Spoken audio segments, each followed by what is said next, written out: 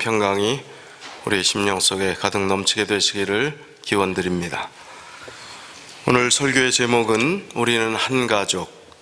조금 더 길게 말씀드린다면 우리는 그리스도 안에서 한 가족. 이 제목으로 같이 은혜를 나누겠습니다. 본문의 말씀은 에베소서 2장 12절 13절 말씀입니다. 그때에 너희는 그리스도 밖에 있었고 이스라엘 나라 밖의 사람이라. 약속의 언약들에 대하여는 외인이요 세상에서 소망이 없고 하나님도 없는 자이더니 이제는 전에 멀리 있던 너희가 그리스도 예수 안에서 그리스도의 피로 가까워졌느니라. 특별히 여기 밑줄 친 그 말씀이요, 너희가 그리스도 예수 안에서 그리스도의 피로 가까워졌느니라.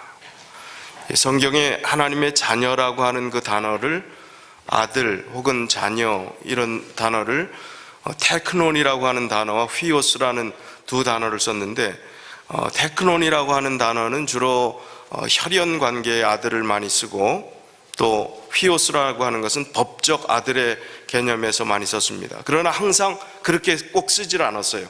반대로 쓸 경우도 있고 둘 다 같이 서로 이쪽 저쪽 의미로 사용했습니다. 그 이야기는 뭐냐 하면 하나님께서 우리를 자녀로 삼아주셨다 하는 그 개념이 양자의 개념으로 성경에 말씀하고 양자의 개념으로만 이해하기 쉬운데, 그걸 번갈아 썼다는 얘기는 그리스도의 피로 가까워졌다 하는 이 의미는 혈연 관계보다 더 중요한 관계로 하나님께서 우리를 자녀로 삼아주셨다는 의미입니다. 그리스도의 피로 가까워진 관계가 우리들이라는 것입니다. 자, 오늘날 가족이라 하면 여러분은 어떤 생각이 떠오르십니까? 가족 그러면 물론 정말 든든하고 따뜻하고 행복한 울타리고 정말 이 지상의 천국이고 그렇게 느끼시겠지요. 그런데 오늘날 가족이 얼마나 분주한 시대 속에서 살아가는지요.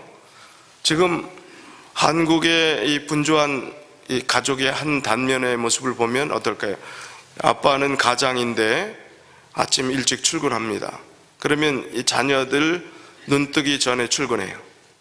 자, 그리고 회사 끝나고 회식 자리다 뭐다 접대 자리다 뭐다 하고, 이 뭐 크리스찬 가정 얘기를 하는 게 아닙니다.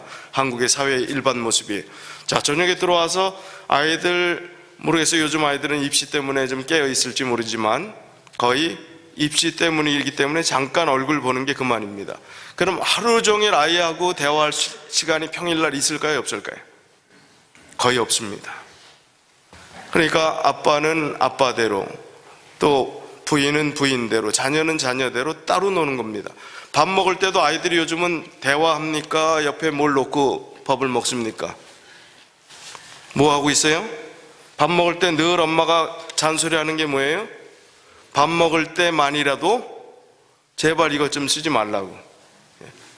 서로 대화하지 않는 그런 모습이 가족의 모습입니다.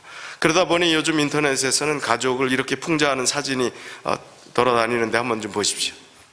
자, 이 남편의 티셔츠는 아내 말을 잘 듣자, 부인은 주는 대로 먹어라. 꼬마 아들이 기가 죽었어요. 뒷모습만 봐도 나도 언젠가 쓸모가 있겠지. 오늘날 가족의 세태를 풍자한 그런 사진인 것 같습니다. 아내의 말을 잘 들으십니까? 아멘 하셨어요? 그래요. 참 지혜로운 분입니다. 벌써 다 터득하셨으니. 자, 아내의 말을 잘 들어야만 살 수 있는 이 공처가 남편의 모습, 주는 대로 먹으라는 막가파 아내, 어딘지 모르게 불안한 미래를 염려하는 이 다음 세대의 모습이 이 사진 속에 담겨 있습니다. 이 사회 갈등 지수라는 게 있습니다. 신문에 사회 갈등 지수를 나라별로 이야기를 했는데, 이 사회 갈등 지수가 높은 나라, 불명예스러운 거죠. 그게 높다는 거는, 사회 갈등 지수가 높다는 거는. 그 도표를 하나 보여주십시오. 자, 한국이 세계적으로 뭐 좋은 통계도 있지만 안 좋은 통계도 많이 있는데, 사회 갈등 지수가 높은 나라 1위는 멕시코, 2위는 터키, 3위가 한국입니다. 그리고 미국은 14위 정도, 갈등 지수가 별로 없다는 얘기죠. OECD 국가 평균 지수가 1.13입니다. 이 숫자가 낮을수록, 그 갈등 지수가 낮을수록 좋은 여건이 되는 것입니다. 이 한국경제협력개발기구 OECD 34개 국가 중에서 세 번째로 갈등이 심한 국가가 우리 대한민국으로 나타났습니다. 이것은 사회 갈등 요인이 많고 갈등 관리 수준이 낮기 때문에 조사가 되는 것입니다. 갈등의 요소들이 사회 갈등 지수가 높더라도 그걸 잘 관리해서 줄일 수 있는 여건이 된다면 갈등 지수가 낮아질 수 있습니다. 그런데 이 OECD 국가 중에서 27위의 관리 능력이, 갈등을 해결하고 해소할 수 있는 관리 능력이 27위로 낮아요, 한국이. 그러니까 지수가 높아질 수밖에 없는 것입니다. 그 모든 원인은 어디서부터 시작되는가? 개인에서부터 사회 갈등을 유발할 수 있는 그 원인들은 그 다음 단위는 어디예요? 가족입니다. 가족과의 관계가 그렇게 단절되고 그런 입장에서 살아가니까 이 사회 갈등 지수가 점점 더 높아질 수밖에 없는 그런 현상 속에서 우리가 살고 있습니다. 물론 우리 크리스찬 가정들, 또 정말 가족의 우애가 있는 가정들은 평일날도 가훈도 있고 집에, 여러분 집에 가훈이 있는 집에서 살아오셨는지 모르지만, 저희 집 가훈 얘기 드렸지요? 남을 가족같이, 가족을 남같이. 기억 안 나세요? 그렇게 하면 안 되는데 그렇게 현실이 되어버렸다고 말씀드렸잖아요. 근데 정말 우리 가족들이 따뜻한 그런 가족들이 또 많이 있습니다. 오늘 아침에 권희봉 장로님이 텍스트 메시지를 보내셨는데 제가 확인을 못하고 교회 와서 확인을 했더니 기도 요청을 하셨어요. 권희봉 장로님이 아마 거의 가장 역할을 하시면서 그 가족들을 잘 돌보셨던 걸로 알고 있습니다. 한국에 계실 때. 지금 한국에 계신 남동생 권희태 선생님이 지금 성모병원 중환자실에서 사경을 헤매고 있습니다. 간 때문에 안 좋아서 들어갔는데 지금 아주 악화돼서 굉장히 힘든 상황에 있습니다. 간절히 기도해 달라는 요청이었습니다. 여러분 기도해 주십시오. 자, 이렇게 따뜻한 가족이 있습니다. 멀리 떨어져 있지만 그 가족의 그 안타까운 모습들을 가지고, 또 비록 그분이 천주교인이고 우리 교인도 아니시지만 그러나 기도해 달라고 하는 그 귀한 마음들, 이런 따뜻한 가족이 있습니다. 그 가정이 정상적인 모습이고 그 가정이 또 아름다운 모습이겠죠. 그런데 오늘날 풍자했던 이 사진처럼 오늘날의 가족의 모습은 그렇지 않다는 것입니다. 갈등의 모습이고 꽤 많이 힘든 이 가족의 관계들이 있다는 것입니다. 그러나 그것이 비단 우리 가정의 문제일 뿐만 아니라 교회에도 그런 일들이 비일비재하게 일어날 수 있다는 것입니다. 그런 모습은 성경에도 나옵니다. 사도 바울이 에베소 교회에 편지를 쓸 당시에 에베소 교회 안에 갈등이 있었음을 알 수 있습니다. 에베소 교회 안에는 두 부류의 성도들이 있었습니다. 한 부류의 성도는 유대인의 전통적인 특성을 가진 이 헬라파 유대인이 있고 그냥 정통 유대인이 있고 또 이방인이 있어요. 그러니까 세 부류의 사람들이 서로 자기들이 태어났던 환경과 지지하고 믿었던 그 생활 환경과 습관 속에서 예수 그리스도를 복음으로 받아들였지만 자기들의 생활 습관이나 여러 것들이 서로 거스리는 것입니다. 서로 맞지 않는 것입니다. 그래서 갈등의 문제가 생겼을 때 이 에베소서에서 강조한 것은 뒤에 말씀드리겠지만 하나라는 것, 우리가 하나다, 한 하나님, 한 성령, 침례도 하나, 주도 하나, 쭉 그렇게 말씀하는 이 하나라는 강조들이 에베소서에 다른 어떤 성경보다 계속해서 강조되는, 반복해서 강조되는 이야기가 그겁니다. 에베소 교회가 어땠기 때문에요? 갈등이 있었기 때문에, 어려움이 있었기 때문에 그렇습니다. 왜? 그러나 하나님께서 그럼에도 불구하고 너희는 한 가족 하나가 되어 하나님의 맡은 바 사명을 감당하라 하는 권면의 말씀을 하실까요? 오늘날 교회들이, 에베소 교회에도 성경에 있는 교회 시절에도 그런 갈등이 있었다는 것은 오늘날 현대교회, 특별히 이민교회에 문제가 없다는 것은, 문제없는 교회, 우리 교회는 아무 문제가 없어 이러는 분들은 그 문제가 드러나지 않았을 뿐일지 모르지만 그거는 그 교회는 하나님 수준입니다. 그런 교회가 어디 있습니까? 다 연약하고 부족하고, 또 누가 좋으면 누가 좀 싫고, 누가 또 소원할 수 있고, 다 그런 겁니다. 그럼에도 불구하고 하나님께서는 하나를 향해서 한 가족임을 이야기하시고 하나로 하나님의 맡겨주신 사명들을 감당하라고 하는 이유는 어디에 있겠습니까? 참 다양성을 많이 가진 사람들이 여기 있습니다. 연령도 다르지요. 또 우리가 배웠던 환경도 다르지요. 또 우리가 쉽게 말하면 팔도에서 다 모였다고 그러잖아요. 팔도. 예. 여기는 연세 드신 분이 있으니까 그야말로 팔도에서 다 모인 분입니다. 함경도, 평안도 다 이런 식으로 황해도 표현해 갖고요. 다 이 다양성을 모인 사람들입니다. 그러나 우리가 한 가족이라고 하는 근거는 성경에 여러 곳에 강조하고 있습니다. 골로새서 3장 29절이요. 너희가 그리스도의 것이면 곧 아브라함의 자손이요 약속대로 유업을 이을 자니라.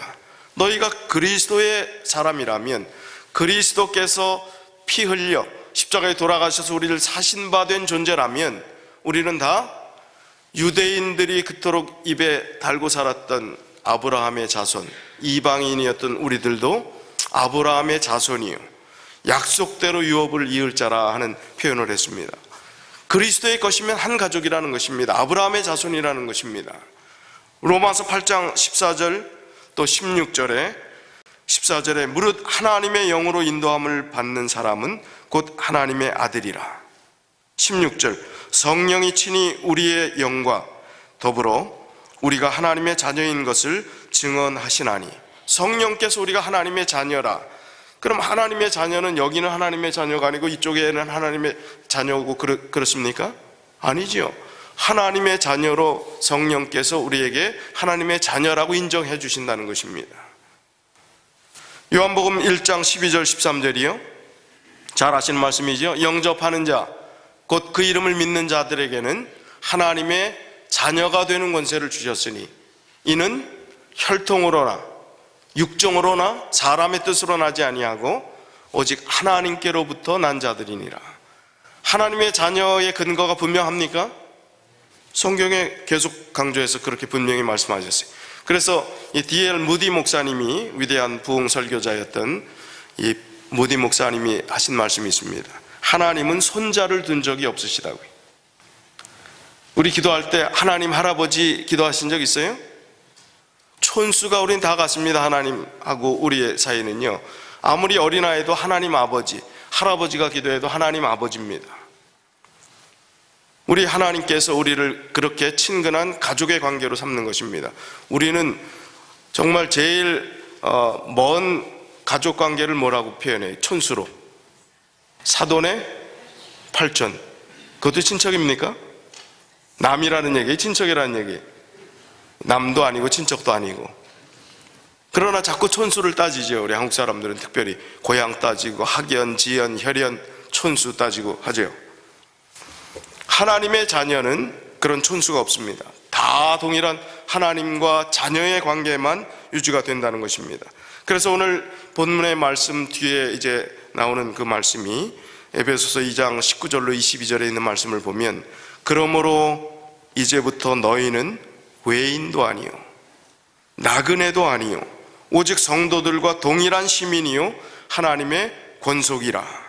너희는 사도들과 선지자들의 터 위에 세우심을 입은 자라.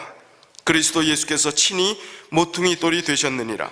그의 안에서 건물마다 서로 연결하여 주 안에서 성전이 되어가고 너희도 성령 안에서 하나님이 거하실 처소가 되기 위하여 그리스도 예수 안에서 함께 지어져 가느니라. 자, 여기 있는 말씀 가운데 제가 좀 하나 성경에 여긴 다르게 얘기했는데 여기는 이렇게 이야기했네 하는 생각이 좀 떠올랐던 단어가 있습니다. 너희는 외인도 아니요, 그 다음에 나그네도 아니요 하는 이 나그네라는 개념입니다. 아니, 성경은 구구절절히 성경의 인물들은 자기는 다 무슨 나그네의 삶을 살았다는 얘기들이 있습니까? 그런데 여기는 나그네도 아니요, 하나님 안에 있는 사람들은 하나님의 권속이면 나그네가 아니라, 또 다른 사람들은 믿음의 삶을 살고 그렇게 살았어도 다 나그네라고 했거든요. 누가 나그네라고 했습니까? 아브라함, 창세기 23장 4절에 나는 당신들 중에 나그네여 거류하는 자니 이 사라가 죽자 그 사라를 장사하기 위해서 헷 사람이라고 하는 이방 지역에 그 묘지를 마련하기 위해서 대화하는 장면 가운데 그렇게 표현하는 내용이 나오죠. 자기가 뭐라고요? 나그네라. 거류하는 자라는 것은 정착한다는 사람이 떠도는 사람이라는 것입니다. 거처 없이 떠돌아다니는 존재라는 것입니다. 나그네 인생이라는 것입니다. 야곱도 아주 세게 말했습니다. 창세기 47장 9절에 야곱이 바로 왕, 이집트의 바로 왕하고 대면해서 대화할 때 뭐라고 그랬어요? 내 나그네 길의 세월이 130년이니이다. 내 나이가 얼마 못 되니 우리 조상의 나그네 길의 연조에 미치지 못하나 험악한 세월을 보냈나이다. 나그네라고 얘기했습니다. 다윗도 역대상 29장 15절에 우리는 우리 조상들과 같이 주님 앞에서 이방 나그네와 거류민들이라. 사도 바울은 또 어떻게 이야기했습니까? 고린도전서 4장 11절에 바로 이 시각까지 우리가 줄이고 목마르며 헐벗고 매맞으며 뭐가 없고요? 정처가 없다. 정한 처소가 없다는 겁니다. 갈 곳이 없다는 거예요. 정해진 집이 없다는 것입니다. 나그네 인생이라는 이야기입니다. 그런데 너는 더 이상 외인도 아니요 나그네도 아니라 하는 이 말씀이 여기서 상반된 말씀일까요? 반대되는 말씀일까요? 저는 이 말씀의 의미를 생각하면서 마음이 얼마나 감동이 되는지요. 나그네일 수밖에 없는 인생길에서 나그네 길에 마침표를 찍어주시겠다고 하신 그 말씀이 얼마나 큰 은혜인지. 우리는 나그네 인생길로 나그네로 살고 거기서 정처 없이 끝날 인생이 아니라는 것입니다. 하나님의 자녀가 되고 하나님의 권속이 되었으면 나그네 인생길에 마침표를 찍어주겠다는 거예요. 얼마나 큰 은혜인지, 큰 감동인지요. 나그네 인생길에서 방황하던 사람들에게 돌아갈 곳이 있다는 것, 고향이 있다는 것, 본향이 있다는 것은 얼마나 큰 은혜인지 모릅니다. 이 고향이라고 하는 그 마음이 여러분들이 마음속에 얼마나 가슴 아리게 좀 다가오시는지 모르겠어요. 어떤 한 노인 장로님이 시간만 있으면 중국에 가요. 중국에 가는데 왜 가는 줄 아십니까? 중국에 관광 다니는 게 아니에요. 단동을 갑니다. 단동이 어디가 제일 가까이 보이는 데인 줄 아십니까? 북한. 다리 하나 이렇게 넘으면 북한 자기 고향 마을 신의주가 보인다는 겁니다. 그러니까 돈만 조금 생기면 시간만 있으면 거길 가서 어딜 보고 싶어서 그 신의주 자기 고향 땅 보고 싶어. 그게 뭐 갈 수도 없고 초라하기 짝이 없는, 별로 볼 것이 없는 그곳에 왜 갑니까? 마음속에 뭐라는 것 하나, 거긴 가족들이 살았는지 죽었는지도 모르고 이미 다 세월이 지나서 다 죽었을 것이라고 생각하는데도 그걸 보고 눈물 짓고 오는 겁니다. 그 고향이 뭐길래, 그 애환이 있는 거예요. 그런 나그네 인생길, 가고 싶어도 가지 못하는 고향, 그 나그네 인생길에서 갈 곳을 주시겠다. 정처 없는 너의 나그네 인생길을 이제 종지부 찍어주겠다.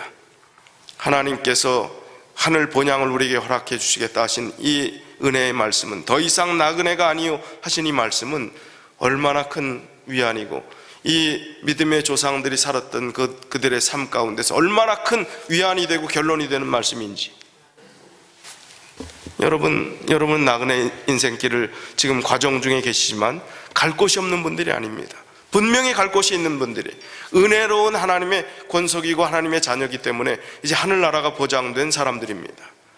그래서 집 없이 정처 없이 떠돌아다니는 그야말로 홈리스처럼 그런 마음의 자세로 살아서는 안 되겠습니다. 분명한 갈 곳이 있는 사람답게, 분명한 목적을 가지고 분명한 의식을 가지고 그렇게 살아야 되겠습니다. 사도 바울은 평생 독신으로 산 분이에요. 그가 가족, 부모가 있었을 테고 형제 자매가 있었을 테고, 그렇지만 자기가 결혼해서 자기가 낳은 직계의 가족은 없습니다. 그렇게 평생 독신으로 살았던 이 바울이 하나님 안에서 믿음의 사람들을 만나서 그 믿음의 정들을 나눴을 때 그들을 어떤 마음으로 여겼는지, 사도 바울이 표현했던 것 중에, 사도 바울이 굉장히 강단이 있는 사람이지만 굉장히 자상한 사람이었던 것 같아요.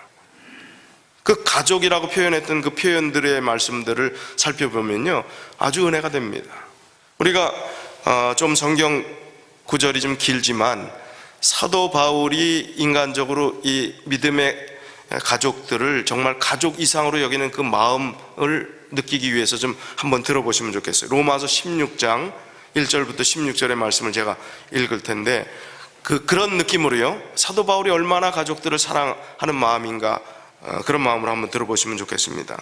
내가 겐그레아 교회의 일꾼으로 있는 우리 자매 베베를 너희에게 추천하노니 너희는 주 안에서 성도들의 합당한 예절로 그를 영접하고 무엇이든지 그에게 소용되는 바를 도와줄지니 이는 그가 여러 사람과 나의 보호자가 되었음이라. 너희는 그리스도 예수 안에서 나의 동역자들인 브리스가와 아굴라에게 문안하라. 그들은 내 목숨을 위하여 자기들의 목까지도 내놓았으니 나뿐 아니라 이방인의 모든 교회도 그들에게 감사하느니라. 또 저의 집에 있는 교회에도 문안하라. 내가 사랑하는 에베네도에게 문안하라. 그는 아시아에서 그리스도께 처음 맺은 열매니라. 너희를 위하여 많이 수고한 마리아에게 문안하라. 내 친척이요 나와 함께 갇혔던 안드로니고와 유니아에게 문안하라. 그들은 사도들에게 존중이 여겨지고 또한 나보다 먼저 그리스도 안에 있는 자라. 또 주 안에서 내 사랑하는 암블리아에게 문안하라. 그리스도 안에서 우리의 동역자인 우르바노와 나의 사랑하는 스다구에게 문안하라.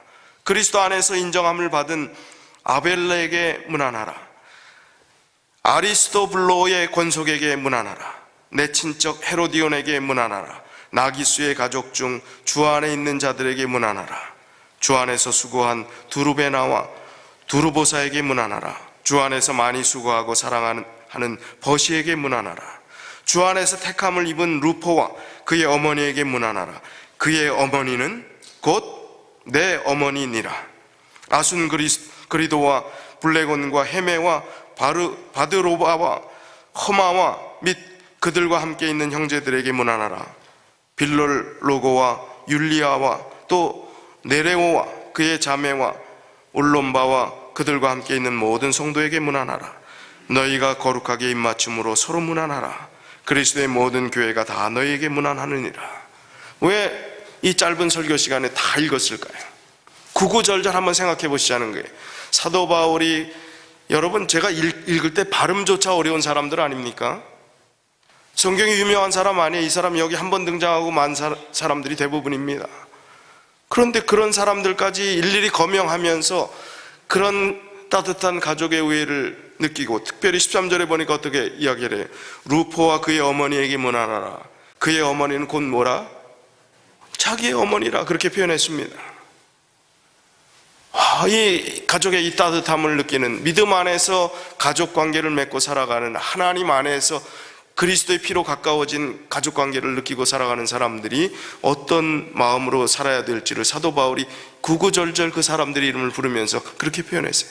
아마 이 무명의 이름, 별로 잘 알려져 있지 않는, 유명하지 않은 이름 속에 우리의 이름들이 여기 하나씩 기록되어 있어도 무방하다고 생각합니다. 우리 이름을 거명하면서 사도 바울이 이 시대에 있었다면 참 우리 이름을 하나씩 거론하면서 그 이름의 특징들을 이야기하면서 아무개 참 어떤 특성들로 인해서 참 고맙다. 누구 그렇게 봉사하는데 참 고맙다. 누구는 참 그렇게 베풀기를 좋아하고, 아니 이렇게 밥 사기를 좋아하는 누구는 참 고맙다. 다 아마 그렇게 이야기를 했을 거예요. 그리스도 안에서 따뜻한 사랑의 관계를 느끼는 이 사도 바울의 이 정말 가족의 우애가 넘치는 그런 마음들이 이 안에 들어있습니다. 가족이란 무엇인가? 에베소 교회가 그렇게 분쟁하고 또 서로 다른 환경 속에 있었지만 결국 하나를 추구하는, 하나됨을 추구하고 가족됨을 추구하는 이유는 무엇일까? 주님께서 원하시는 길이고 주님의 명령이고 우리가 그 길을 갈 때 하나님의 사명들을 완수할 수 있기 때문에 그렇게 강조하신 것입니다. 그래서 에베소서 4장 1절로 6절 말씀을 보겠습니다. 그러므로 주 안에서 갇힌 내가, 옥중서신입니다. 에베소서도요. 그래서 갇힌 내가 이렇게 표현하는 거예요.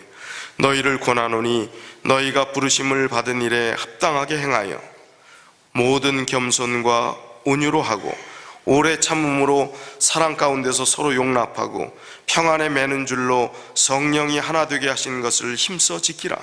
몸도 하나요 성령도 한 분이시니 이와 같이 너희가 부르심의 한 소망 안에서 부르심을 받았느니라. 주도 한 분이시요 믿음도 하나요 침례도 하나요 하나님도 한 분이시니 곧 만유의 아버지시라. 만유 위에 계시고 만유를 통일하시고 만유 가운데 계시도다. 자, 여기 하나라는 개념이 얼마나 많이 나옵니까? 이런 짧은 성경절에 이렇게 하나라는 걸 강조한 성경절이 있습니까? 여기 왜 없습니다. 다 하나라고요.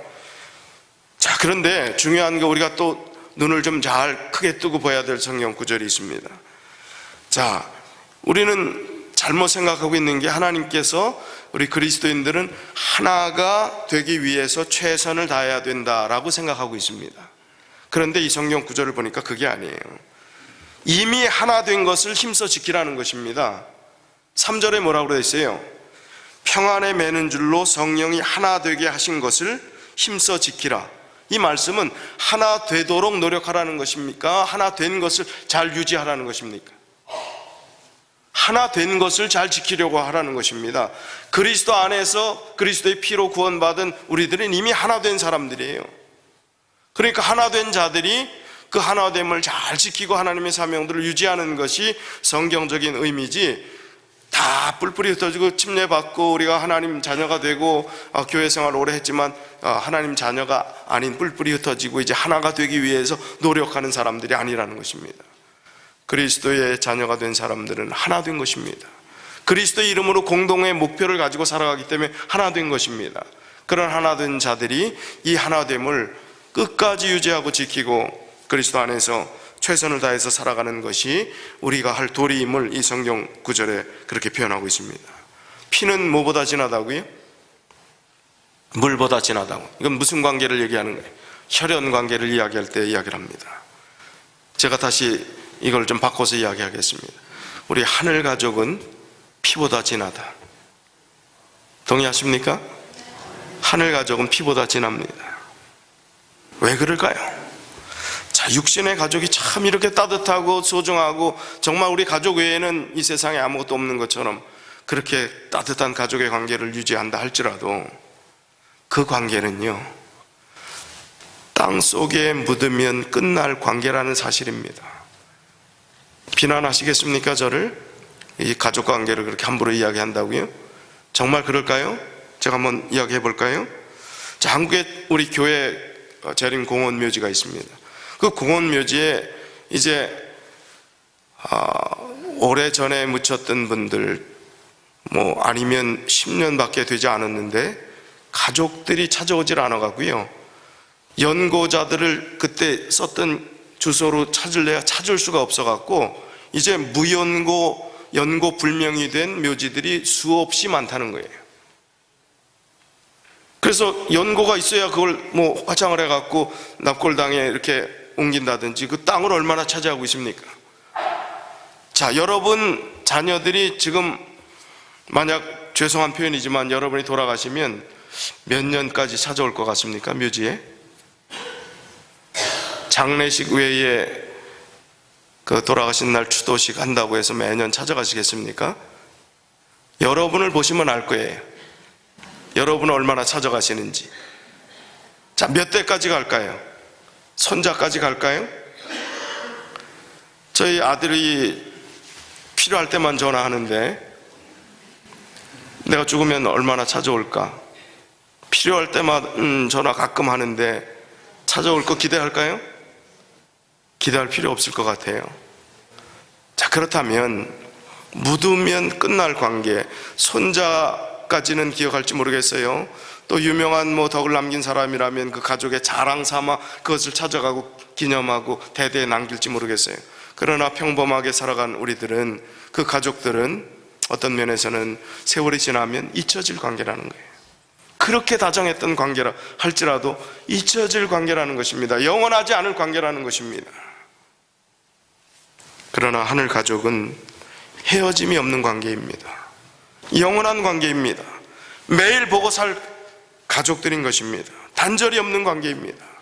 영원한 것이기 때문에 중요한 것입니다. 그래서 이 가족의 중요함이 얼마나 소중한 것인지, 하늘 가족들이 이 땅에서 어떻게 서로 의지하고 권면하며 그렇게 살아야 될지 또 성경은 우리에게 권면해 주고 있습니다.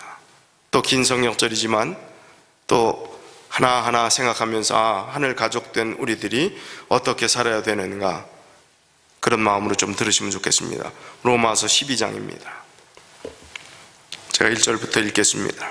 그러므로 형제들아, 내가 하나님의 모든 자비하심으로 너희를 권하노니 너희 몸을 하나님이 기뻐하시는 거룩한 산 제사로 드리라. 이는 너희가 드릴 영적 예배니라.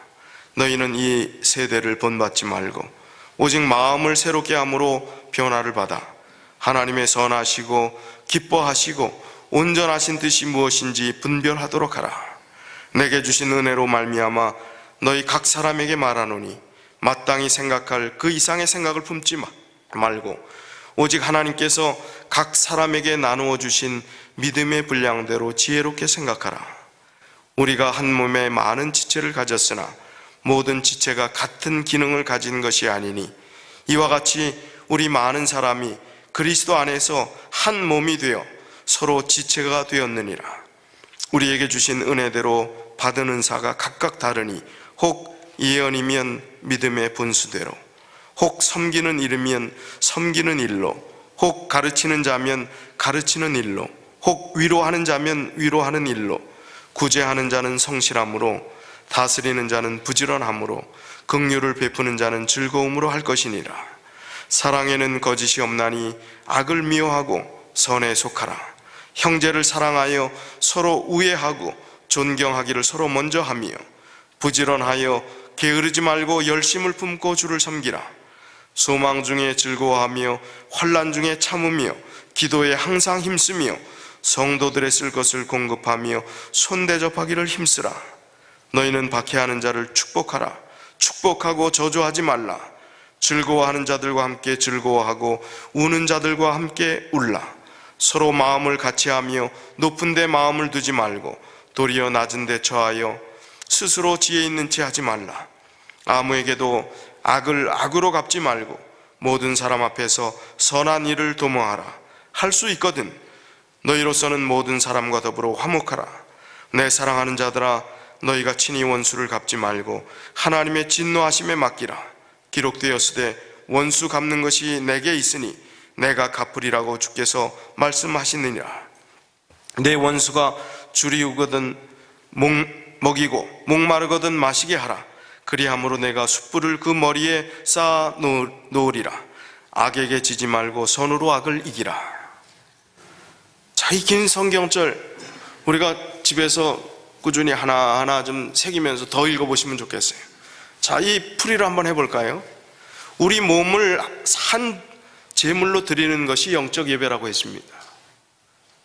시류를 따라 살지 말고 이 세상 유행에 따라서 돌아가는 사람들이 따라가는 군중 심리로 살지 말고 마음을 정갈하게 해서 하나님의 뜻을 분별하는 지혜자로 살라는 것입니다. 좀 오버 좀 하지 말라는 거예요. 하나님께서 주시는 믿음의 분량대로 감사히 받으라는 것입니다. 여러 기능을 하는 우리 신체가 한 몸을 이루듯이 믿음의 가족의 관계도 그와 같다고 말씀하시는 것입니다. 하나님이 주신 재능이 각각 다르고 역할이 각각 다른 것을 인정하고 서운해하지 말고 기쁨으로 자원하는 마음으로 그 일들을 감당하라는 것입니다. 하나님의 일에 무슨 직분이 무슨 의미가 있습니까?